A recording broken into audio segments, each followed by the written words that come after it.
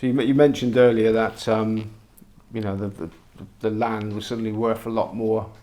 Yeah, I guess it was. I mean, that's what they did with the land. They sold it and built on it. I mean, I don't know how much land the White City stands on.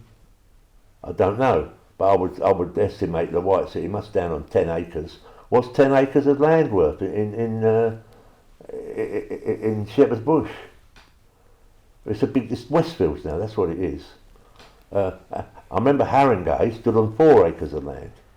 Now it's a much cheaper borough. 4 acres of land. And that's a supermarket and some low-cost housing and a car park. They didn't get big crowds. Dog racing doesn't produce big crowds. Football does, but dog racing don't. It used to, though, didn't it? So why do you think people stopped going dog racing?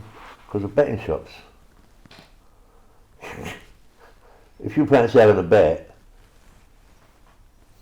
I can remember seeing punters in cafes and that, ploughing over the Evening Standard, working out who they're going to bet, and then can't wait to get to the track quick enough.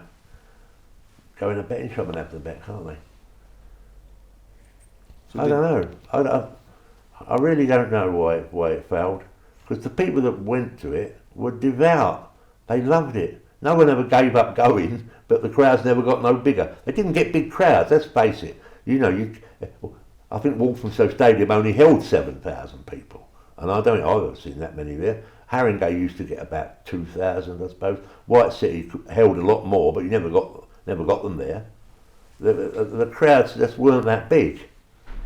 And so it's a matter of how much money's in the game. How much can you get out of 1,400 people? And remember, 3 times a week, but it's the same 1,400 people. It's not new people. It's the same people go dog racing every week. How much can you get out of them? I mean, that's what it's all about, isn't it? We were getting money out of them. The track was getting money out of them. And comes a time when you look at it and think, oh, there's no more money left. So when it started getting a bit poor on course, your betting shops are still doing all right? Betting shops do all right, yeah, because they had selected dog tracks, providing that bags racing service. And they get a race, they get 6 dogs running around a bend, and they get the prices ferried through to them. They don't know how many people are at the track. Some of them bags meetings, believe you me, are very poorly attended. Hackney Wick, where I used to bet, was probably the biggest crowd, especially on Saturday morning, but I can't imagine how many people.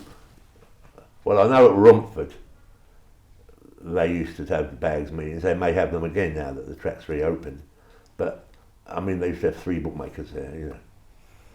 3 bookmakers. 3 bookmakers was enough to cope with the crowd. To call it a crowd is the wrong phrase, wrong expression, I think. So you were, what has been described, you had like a meteoric rise to the top. Yeah, 20 years of it, yeah. And then a bit of a drawn out sort of dwindle or fall. Like a Roman candle. Yeah, so what went, we've talked a bit about what went wrong with greyhound racing, but what went wrong with your business?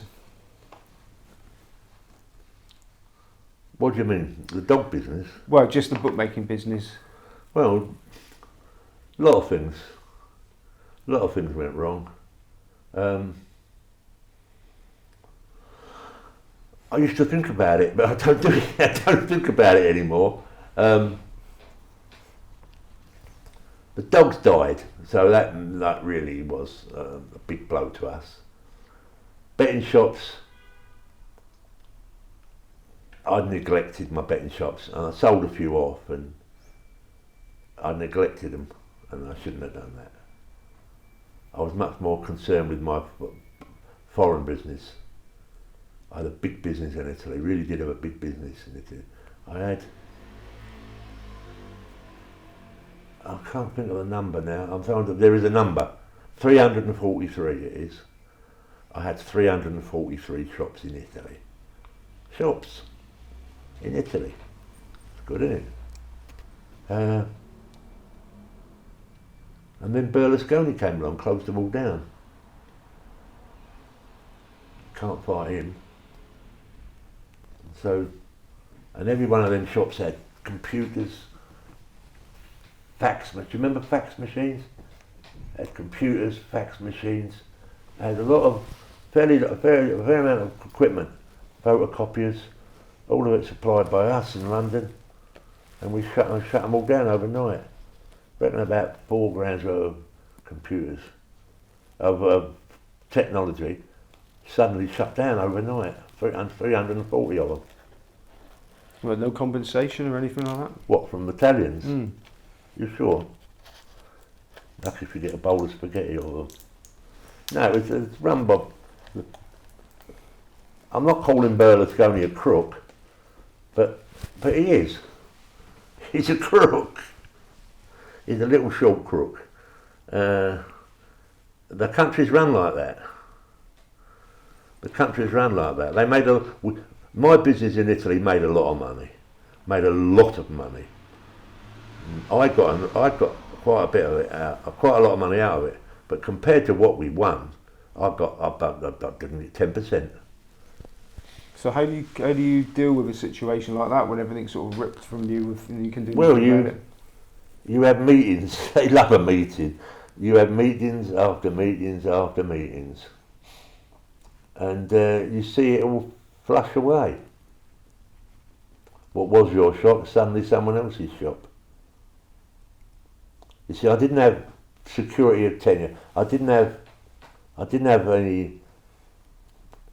The asset value was high, but it wasn't in my name. Nothing was in my name because I'm a bookie. I can't be in business over there. So I used to employ people to be agents. And they ran the shop like an agency. Someone would give them a bet and they'd send it to me in London. And that was terrific. They were getting 10% or something like that, commission of the bet. No liabilities. The shop was packed. We used to pay out. Everything was great about that. It really, really, really worked. And then one day they sat down and said, look, my 10% comes to 1,200 quid a week, but you're getting 4 grand a week out of it. We're not getting enough. So, I don't know, I was going to say it's a typical thing, isn't it? But yeah, we made a lot of money. Some of them shops made a lot of money, but none of them thought that the split was fair. I didn't know what the split was going to be. I didn't know whether they were going to win that. I did after a time knew that it was going to be more than 10%. But 10% to nothing, it was an empty shop when he took it over. And we financed the opening of it. No, it was, it started off wonderful and it went on for a few years, really good, and it ended up bitter. Do you think it's possible for anyone to stay ahead of the game forever? No. No, not in modern times. Technology's too good. I think that, and it's mathematics, isn't it? I mean, you may not think it is. Most punters don't know that it is. Most bookies don't know that it is. But it is. Bottom line is, it's mathematics. Take 2 runners. What price is you going to go? Not hard, is it? 2 runners, evens and evens. Well, evens and evens, you won't make it pay, because evens and evens, there's no profit margin in that. But you make one of them 4 to 5, and they'll all say, well, there's only 2 runners. How can one of them be 4 to 5? No, punters, I think they've got other things to bet on there anyway. They've got the roulette machines, and the roulette machines are wonderful profit makers for the promoters. But of course the government poked in and they want the tax on it. I remember they said, the government, that a few years ago, that we're very worried about these, what do they call them? Fobties. No, off-track betting, OTM machines. Yeah, fobty machines. Yeah, the fobs, yeah. We're very worried about them. Oh, and by the way, we're increasing the tax to 15%. So they're worried about them, but they don't mind increasing the tax. They made a lot of money out of betting shops, and so did the government. But they won't now, because they don't take any money now. They've been, you've got politicians changing the rules and regulations, and they say they're doing it for the benefit of the public, but they're not. They're doing it for the benefit of their own career, to sort of say, oh, I was involved in that. I mean, No one bets on them machines in the betting shops anymore because you can't put any money on. Punters don't want to have £4 on. They want to have more than that on. A lot of punters used to bet on those. I was around when Bobs were around. A lot of punters will come into the shop and they'll come in as a team, and there'll be 6 of them. Well, I say 6, say 4. There'll be 4 of them, and the 4 of them have got a fund of £100, and then they put it in, and one of them's pressing the buttons, and the other 3 are all funking behind him. When the biggest bet you can have is £4, that disappears out the window. You aren't going to have, I don't know. I don't really know. I know you can't win on them. You mentioned earlier that you used to think about it and you don't think about it anymore, what sort of went wrong or whatever. But was there anything that you would do differently in hindsight if you had your time again? Yeah, get out earlier. I never thought it would get like this. I never thought we would get, but I can't. You can't sell a betting. You can't sell a betting business. I couldn't sell my business at Walthamstow. I couldn't sell my business at Harringay. I just had to stay there till the last night. I'll tell you a funny story about Harringay. The last night at Harringay was a Friday, and I used to sponsor a race at Harringay called the Oaks. It was a classic race, the Oaks, for bitches, and I sponsored it many years at Harringay, and it was a good race. And we worked it so that the Oaks final was on that Friday night, and it was a big crowd. The last night at Harringay, because Harringay was a terrific track, and after the race, we've all gone up in the bar. Normally I would go home. I normally don't go in the bar, contrary to popular belief. I didn't spend my nights in the bar. You're mixing me up with someone else.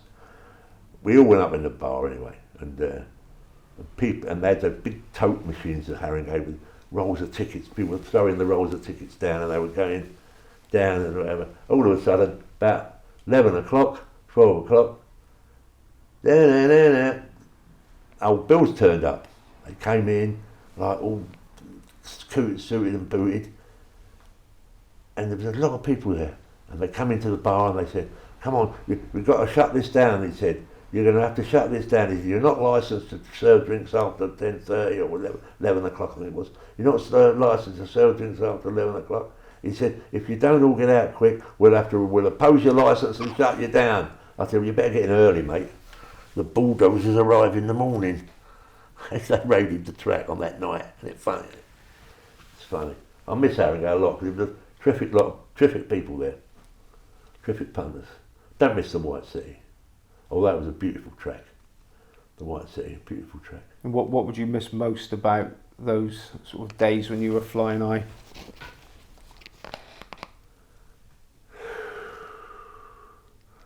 Well, my missus liked the White City because it's posh. The restaurant was a lovely restaurant there. Oh. And the knives and forks were silver plated knives and forks. Everyone used to nick the knives and forks. Walthamstow was in a different class. The restaurant was in a different class to all the other. The White City restaurant was really good, don't get me wrong, but Walthamstow was absolutely a different class. The owners ran it and they were on top of it, and I grew up at Walthamstow.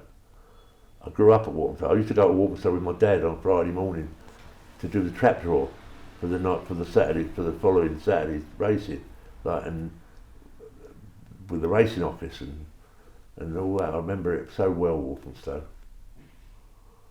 And in fairness to Walthamstow,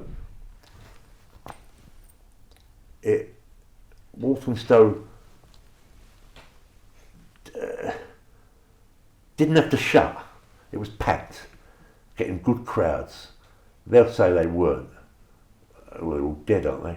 But they'll say they weren't getting good crowds, but they were getting good crowds of people there.